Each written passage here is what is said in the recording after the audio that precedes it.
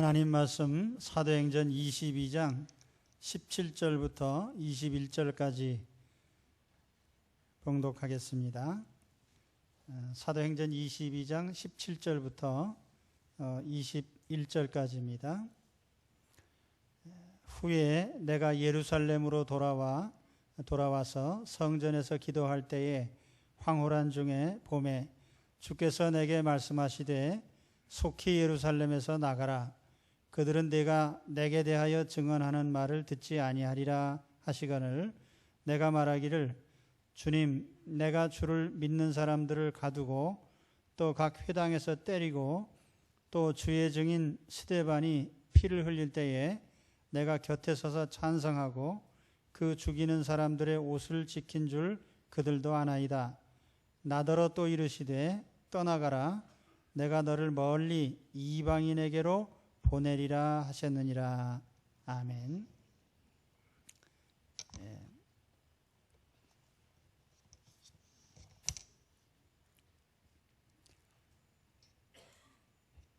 오늘도 사도행전 22장의 말씀을 계속하겠습니다. 22장은 바울이 마지막으로 체포당해서 안토니아 요새 천부장의 군대가 있는 그 요새의 층계에서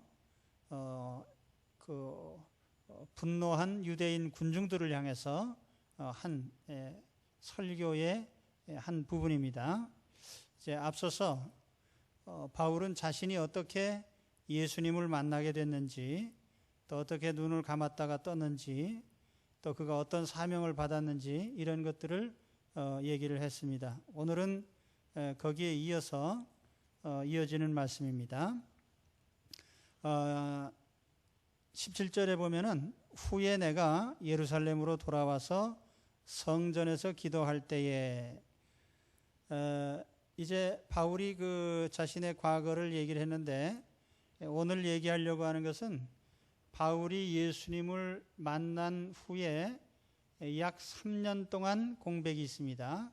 그 3년 동안 아라비아에 갔다가 3년이 끝난 시점에 예루살렘으로 다시 돌아왔을 때 그때 일어난 이야기입니다. 우선 그 후에라고 했는데 여기 후에라는 것은 말씀드렸듯이 바울이 다메섹에서 예수님을 만난 직후에 3년 동안 아라비아에 가 있었습니다. 이 아라비아에 가 있었던 것은 갈라디아 1장 17절에 설명을 하고 있어요.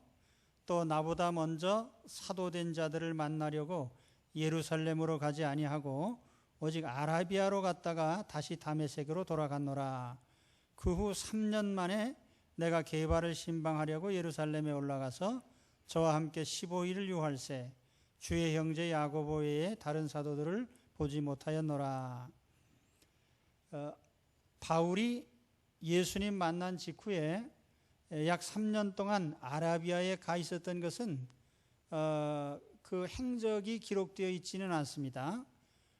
그러나 대개 추측하기는 그가 아주 열렬한 유대교도였다가 예수님을 영접하고 구원받은 후에 그 유대교란 무엇인가, 또 이 기독교의 본질이 무엇인가, 이런 것들에 대해서 깊은 사색을 했던 것으로 생각합니다.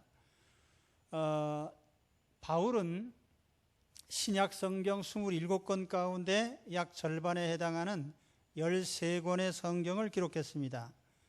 그리고 이 13권의 성경은 기독교 교리 중에 가장 중요한 핵심적인 교리들을 담고 있습니다. 예를 들면 하나님은 어떤 분이냐, 인간이란 어떤 존재냐, 왜 구원이 필요하냐, 예수 그리스도는 누구시냐, 또 우리가 구원받은 이후에 그리스도인의 삶은 어떤 것이냐, 또 종말에는 어떤 일이 일어날 것이냐, 이런 아주 중대한 일들을 바울이 체계적으로 다 정리를 해서 기록을 했습니다. 아마 이 시기에 사도 바울은 이러한 어떤 사상적인 또는 신앙적인 정리를 하지 않았는가 이렇게 생각을 합니다.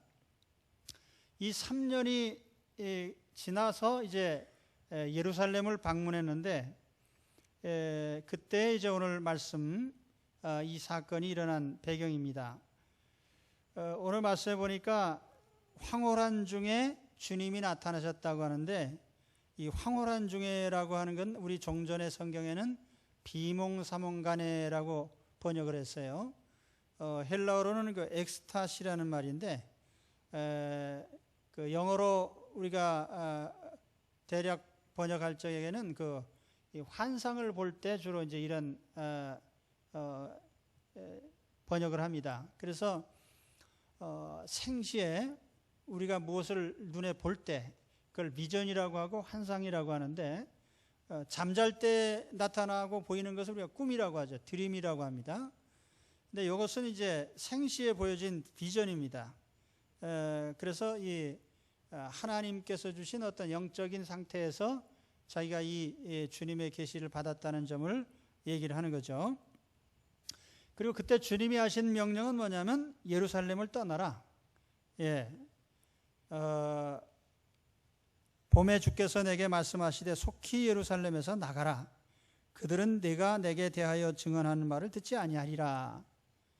자, 예루살렘 떠나라. 예루살렘에 있는 사람들은 네 말을 듣지 않을 것이다.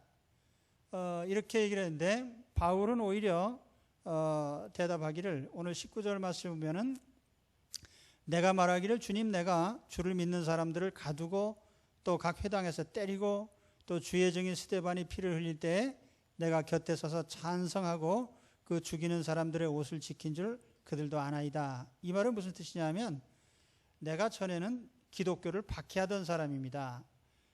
그 사실은 예루살렘 유대인들이 잘 알고 있습니다.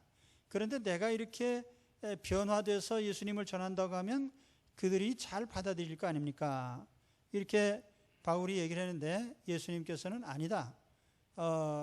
예루살렘에 있는 유대인들은 너를 듣지 않고 배척할 거다. 이렇게 얘기를 했습니다. 어떤 주석가들에 의하면은 이때 이 예루살렘에 있는 유대인들은 유대교를 믿는 유대인도 바울을 싫어했고, 왜냐하면 배교자로 여겼기 때문에, 또 기독교인들인 유대인들도 바울을 싫어했다. 왜냐하면 바울은 직전까지도 예수 믿는 사람을 붙잡으러 다니고 스데반 집사님에게 돌을 던지던 그런 사람인데, 어떻게 그가 그리스도인이 될 수 있겠느냐. 그래서 예루살렘에 있는 유대인들이라면 유대교도나 예수 믿는 사람이나 다 바울을 환영하지 않았다, 이렇게 얘기를 합니다. 자, 오늘 우리는 이 말씀을 보면서 우리가 인간적으로 어떤 대인관계에 있어서 자신감, 이런 데 우리가 한번 우리 자신들을 적용해 볼 수가 있습니다. 대개 사람들이 처세술에 능하다든지 또 인간관계에 자신 있는 사람들은 항상 그런 말을 합니다. 네가 자신을 가져라. 자신감을 가져라. 또는 자신 있게 말을 해라.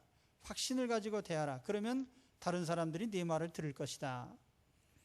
그런데 사실 그것은 우리 인간적 판단이죠.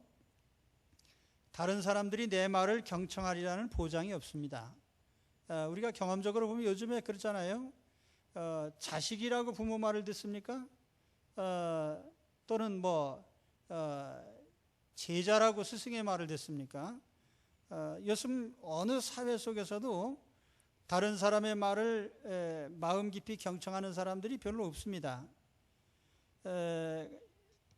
스가랴 7장 11절에 보면은 이 시대에 사람들의 심정을 그렇게 얘기를 합니다. 그들이 청종하기를 싫어하며 등으로 향하며 듣지 아니하라고 귀를 막으며, 청종하기를 싫어하고 등으로 향하고 등을 돌리고 듣지 않으려고 귀를 막는다. 이게 무슨 말이냐면은 사람들이 다른 사람의 소리를 귀담아 듣지 않는다는 거예요. 자, 요즘 소통이라는 말이 굉장히 많이 쓰입니다. 소통. 소통해야 되겠다. 또 사회적으로도 소통부재라는 말을 많이 합니다.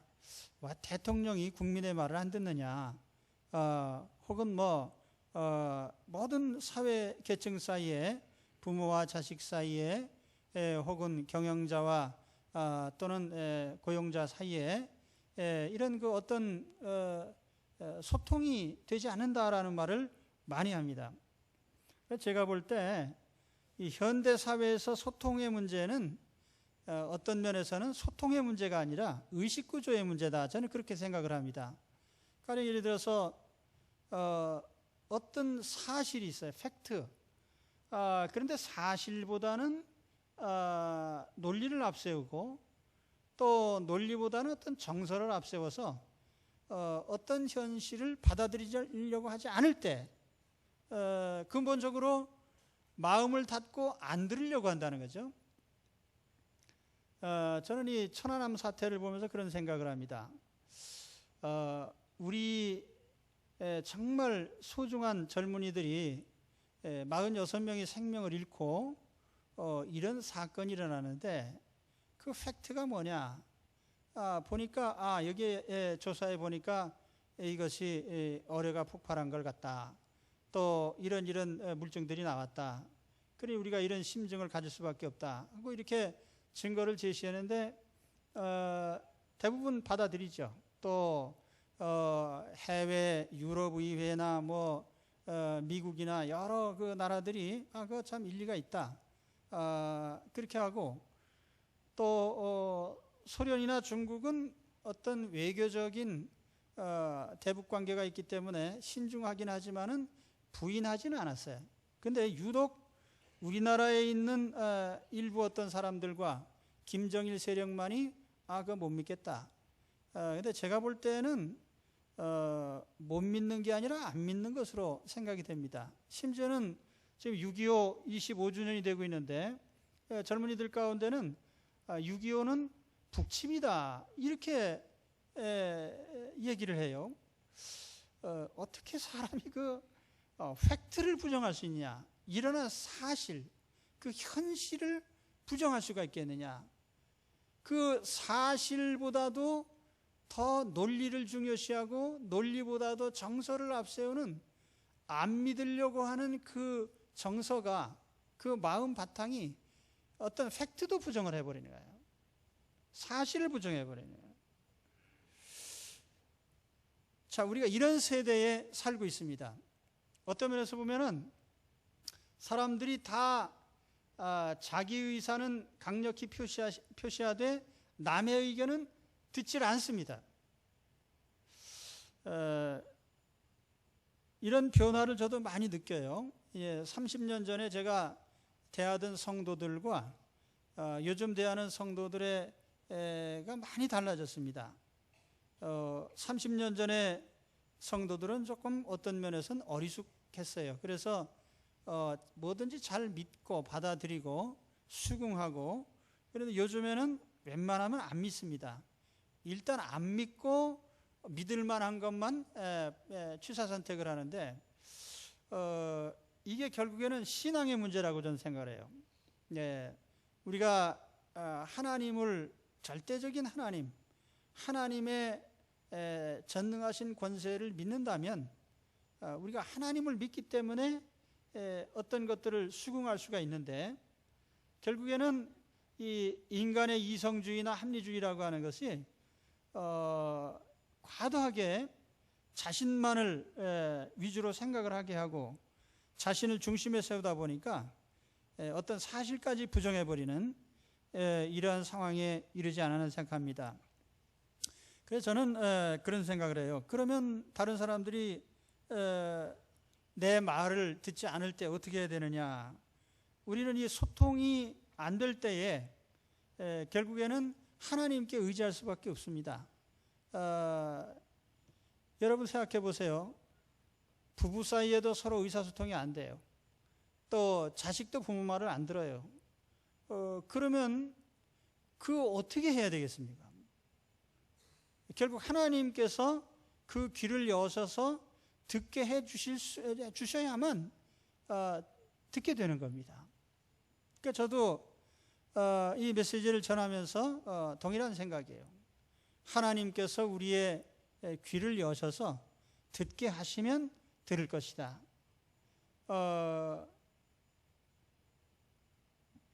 그래서 오늘 하나님께서, 우리 주님께서 바울에게 야, 너 예루살렘 사람들에게 얘기해봐야 소용없다. 그들은 안 들을 거다.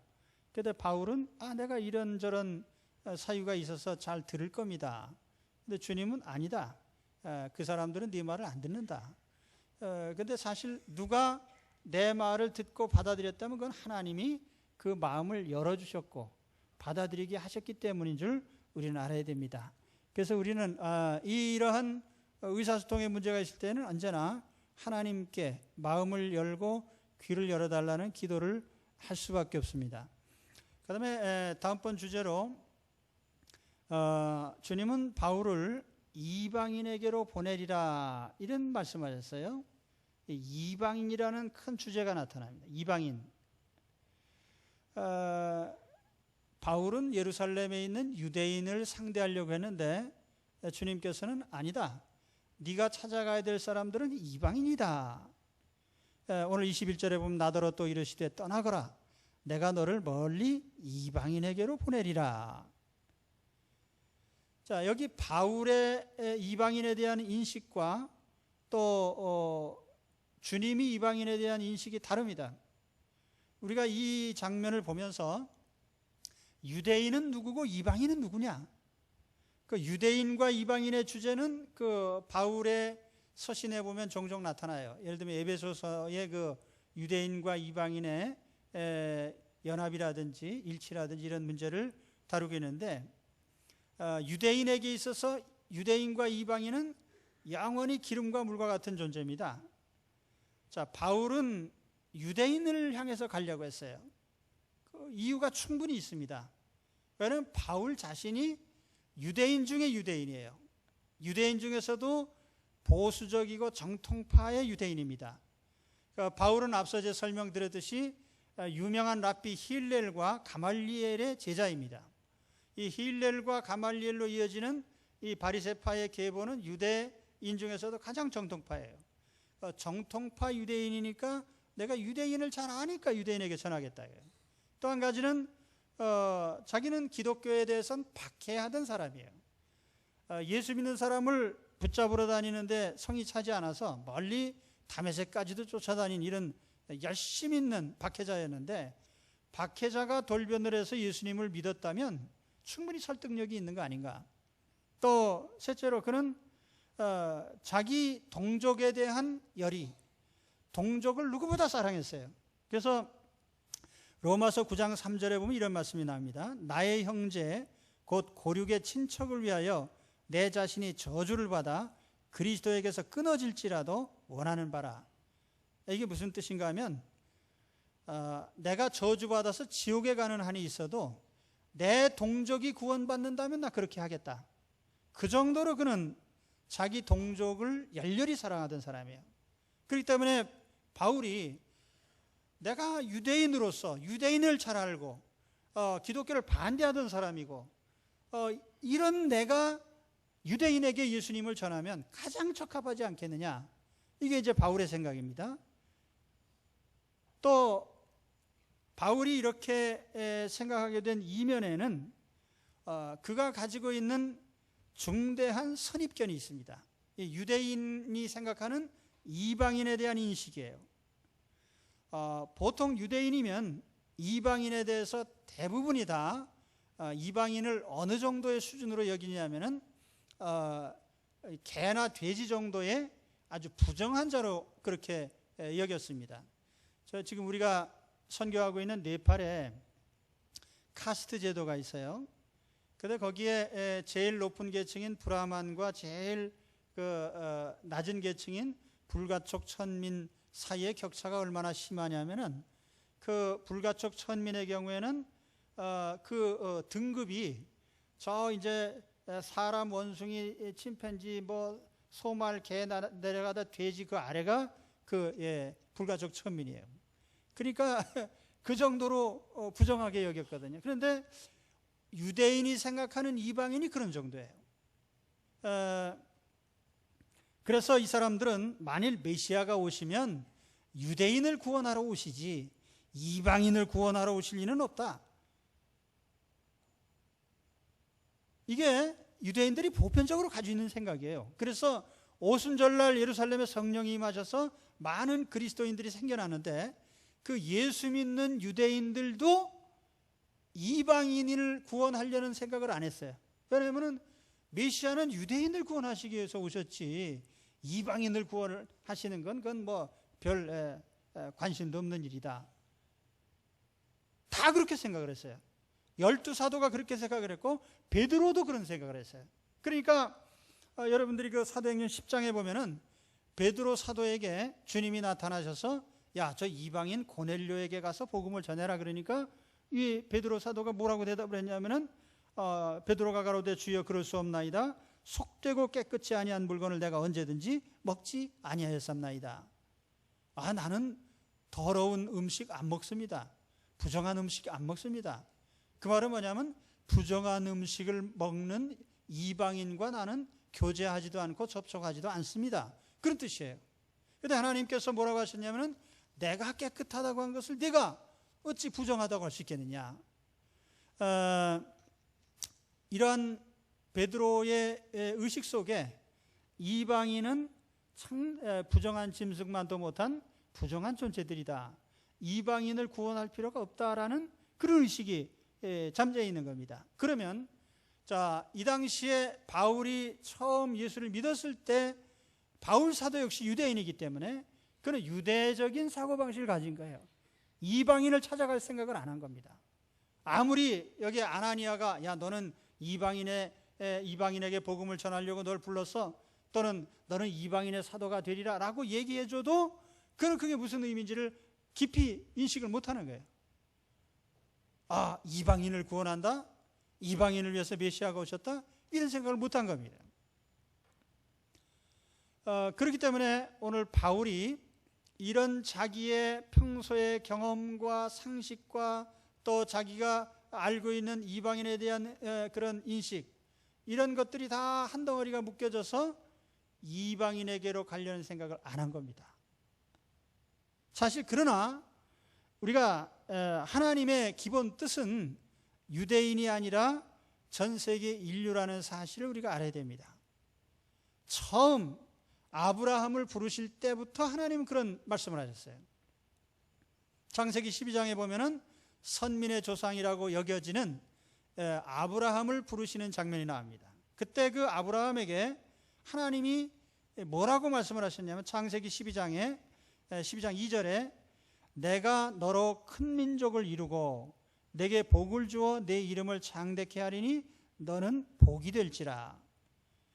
너를 축복하는 자에게는 내가 복을 내리고 너를 저주하는 자에게는 내가 저주하리니 땅의 모든 족속이 너로 말미암아 복을 얻을 것이라 하신지라. 여기에 땅의 모든 족속이 너로 말미암아 복을 얻는다. 그런데 여기에 땅의 모든 족속이라고 하셨지 내 자손이, 내 혈통이, 유대 민족, 이스라엘 민족만이 복을 얻는다, 그렇게 말씀 안 하셨어요. 그러니까 하나님의 기본적인 구상은 인류를 구원하시는 것인데 유대인들의 사고방식 속에는 유대인만 구원받는다, 이방인은 들러리다, 이런 생각을 가지고 있었던 거예요. 이런 의식을 깨트리고 이방인에게로 가라는 명령을 지금 유대인인 바울에게 가장 독불장군, 가장 독선적이고 가장 유대적인 이런 보수적인 유대인에게 이방인에게 가라는 명령을 내린 겁니다. 이게 하나님의 뜻이에요. 자, 그러면 이제 저는 오늘 말씀을 통해서 세 가지 적용점을 찾아보려고 합니다. 첫째로 우리가 찾아갈 이방인이 누구냐? 우리가 찾아갈 이방인은 피부색이 다르고 언어가 다르고 그런 이방인이 아니라 아직 복음을 받지 않고 있는 사람은 다 이방인이에요. 영적 이방인입니다. 다시 말하면은 내가 몸을 맞대고 사는 부부지간이라 할지라도 땅에서는 부부예요. 그러나 이 땅을 떠나면 영원히 결별할 수밖에 없어요. 영적으로는 다른 곳으로 갈 수밖에 없습니다. 그러니까 이방인이죠. 잠깐 만나는 사람이 어떻게 영원한 동반자가 될 수 있어요? 또 그러게 하면은 자, 우리가 혈육입니다. 부모 자식 사이나 또는 가족 관계라 할지라도 우리가 이 땅에서는 혈육이고 같이 할지라도 우리가 하나님 나라에 갈 때는 헤어질 수밖에 없어요. 그러니 이방인이죠. 여러분, 여기에 있는 분들이 서로가 다 성도 다르고 이름도 다르고 가문이 다르고 그렇지만은 우리는 한 패밀리입니다. 한 가족이에요. 왜요? 우리는 영원히 같이 살 사람들이니까. 그래서 오늘 우리는 야, 너 이방인에게로 가라 그랬을 때 그 말은 복음을 아직 받아들이지 않은 사람들에게로 찾아가라 그 말이에요. 여러분, 가기 싫어도 가시기 바랍니다. 복음을 받지 않는 사람들에게 또는 아직 복음을 받아들이지 않는 사람들, 그렇다고 해서 내가 전혀 모르는 사람들에게 찾아가라는 얘기는 아니에요. 내가 같이 살고 생활을 같이 하고 늘 만나고 또 어떤 형태로든지 접할 수 있는 사람들에게 복음을 알리라는 얘기예요. 바울이 얼마나 이방인을 싫어했어요. 그래도 너는 이방인에게로 가라 그러니까 간 겁니다. 생활 방식이 다르고 의식 구조가 다르다 할지라도 여러분, 복음을 들고 이러한 믿지 않는 사람들을 찾아가시기를 축원합니다. 또 한 가지, 두 번째, 우리의 만남은 언제나 복음을 중심한 만남이 되어야 되겠다는 거죠. 예수 그리스도를 믿는 신앙으로 또 그 신앙적 교제를 중심으로 해서 만나야 되는 것입니다. 이거 우리가 복음의 접촉, 또 복음의 교제, 그렇게 말할 수 있습니다. 우리가 물론 하루 생활을 하는 가운데 이제 내일 또 월요일 날 생활 현장으로 나가면 우리는 많은 사람들을 만납니다. 어떤 경우에는 비즈니스로 만날 수도 있고 또 어떤 경우에는 우리가 뭐 취미 같은 동호회로 만날 수도 있고 혈연과 지연과 학연으로 만날 수도 있고 여러 관계로 만날 수도 있지만은 우리 그리스도인들에게 있어서 기본적인 인간 관계와 인간적 교제는 그것이 복음을 중심으로 한, 다시 말하면 내가 예수님을 믿어서 천국의 축복을 누리고 있고 또 그 천국의 목표를 향해서 나아가듯이 동일한 축복을 내가 전달해 줄 수 있고 또 동일한 하나님의 나라를 향해서 같이 갈 수 있도록 내가 어떤 형태로든지 영향을 주고 또 그렇게 교제하는 것이 우리 그리스도 안에서의 만남이라 이런 얘기입니다. 그렇기 때문에 오늘 여러분, 어떤 이유로 만나든지 간에 복음적인 접촉이 이루어지기를 바랍니다. 그런데 오늘날 이런 복음적인 접촉이 사실은 점점 약해져 가고 있어요. 세속화됩니다. 가장 대표적인 것이 그 YMCA, YWCA, 여러분 아마 많이 들어보셔서 아실 거예요. YMCA가 뭡니까?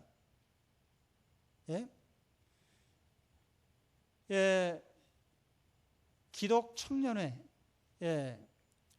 영맨 크리스찬 어소시에이션, 아마 그런 약자일 겁니다. 그런데 거기 크리스찬이라는 말이 들어가 있어서 이 기독교 단체인 것 같은데 사실은 오늘날 보세요. 거기에 기독교적인 섹션은 거의 없습니다. 그냥 사회활동하는 거죠. 우리나라에 기독교가 들어올 때 물론 여러 가지 사회적인 기여를 했습니다. 교육 사업을 했죠. 의료 사업을 했죠. 또 문화 사업을 했어요. 우리나라의 그 근대 스포츠의 기원을 보면은 거의가 다 이 YMCA나 이런 YWC나 이런 그 기독교 단체를 통해서 선교사님들이 전해준 겁니다. 우리 뭐 농구라든지 야구라든지 뭐 여러 종류의 그 운동들이 있는데 대부분 그래요. 그래서 문화 활동도 해줬죠. 교육 사업도 했죠. 의료 사업도 했죠.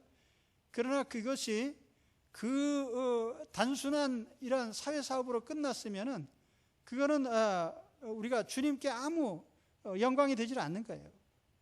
그로 말미암아 복음 안으로 들어오고 그들이 그리스도를 영접하게 되고 했기 때문에 그것이 굉장히 의미 있는 활동이 된 겁니다.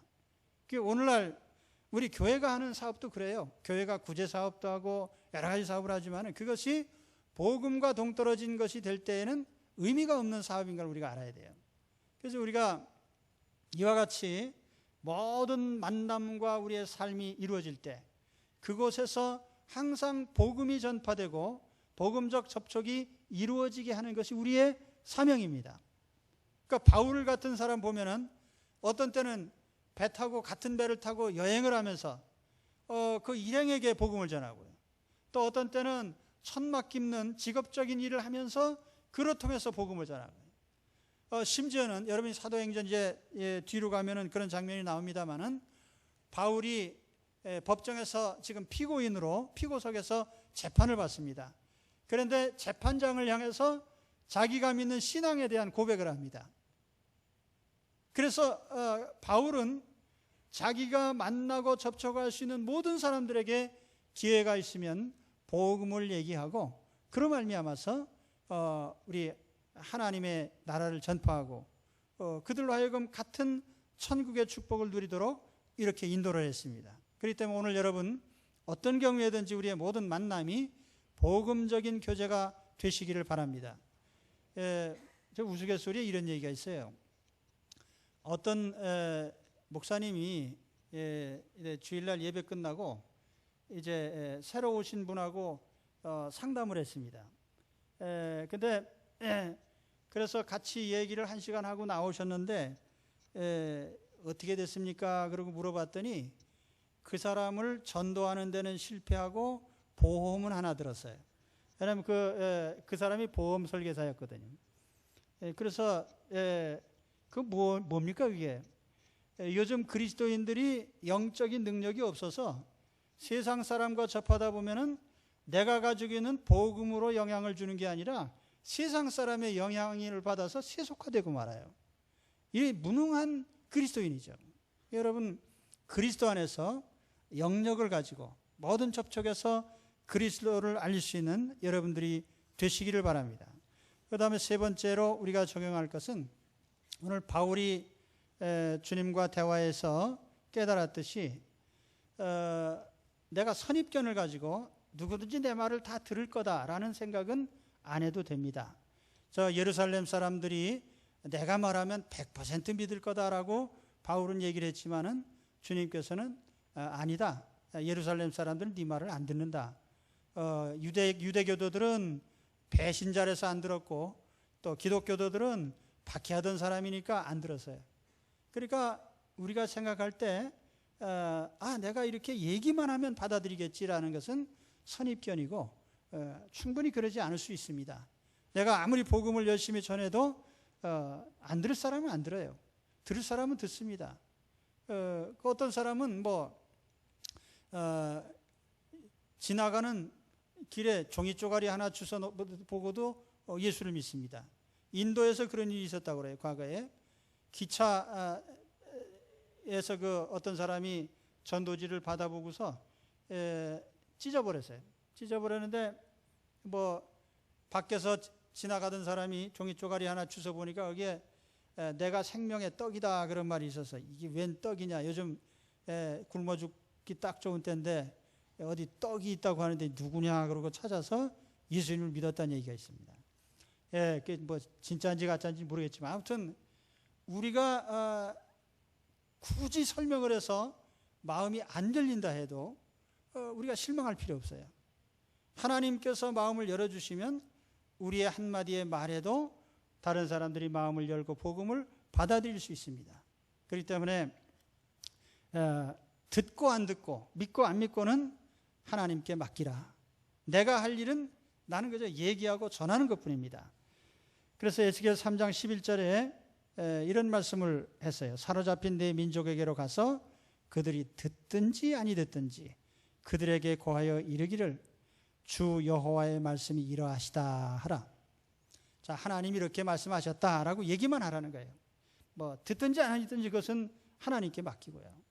오늘 이와 같이 우리가 전하는 얘기를 듣든 안 듣든 거기에 대해서 부담 갖지 마시고 언제나 전할 수 있는 여러분이 되시기를 축원합니다. 그래서 우리 그리스도 안에서 바울처럼 과감하게 이방인을 향해서 생전 만나지 않았던 사람들이 영적으로 또 아직 복음을 받지 않은 사람들을 향해서 힘차게 나가신 여러분들이 되시기를 축원합니다. 기도하겠습니다.